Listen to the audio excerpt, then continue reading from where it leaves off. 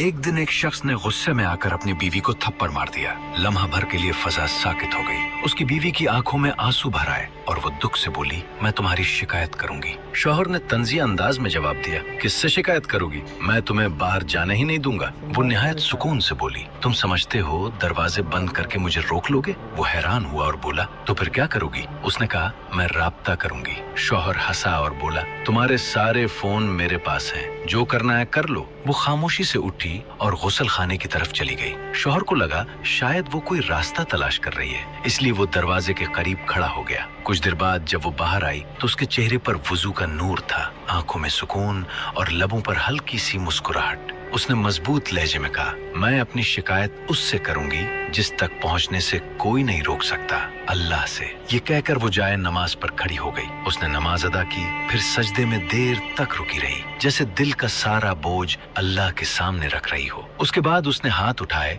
और आहिस्ता आहिस्ता दुआ करने लगी। शौहर करीब आया, उसके दिल में नरमी आ चुकी थी। उसने उसके हाथ थाम कर कहा, क्या तुमने मेरे खिलाफ दुआ कर ली? वो उसकी तरफ मोहब्बत से देखकर बोली, क्या तुम समझते हो मैं तुम्हारे लिए बद्दुआ करूंगी? वो शर्मिंदा होकर बोला, अल्लाह की कसम मुझसे गलती हो गई। वो सिर्फ गुस्से का एक लम्हा था। वो नरमी से बोली, इसीलिए मैंने तुम्हारे खिलाफ नहीं बल्कि तुम्हारे लिए दुआ की है, और शैतान के खिलाफ, क्योंकि वही हमें भटकाता है। मैं अपने ही शौहर के लिए बद्दुआ क्यों करूं? ये सुनकर उसकी आंखों में आंसू आ गए। उसने झुककर उसके हाथ चूम लिए और कहा, मैं वादा करता हूँ आज के बाद कभी तुम्हें तकलीफ नहीं दूंगा। और यूं एक लम्हे के गुस्से को सब्र, दुआ और अल्लाह पर यकीन ने हमेशा के लिए बदल दिया।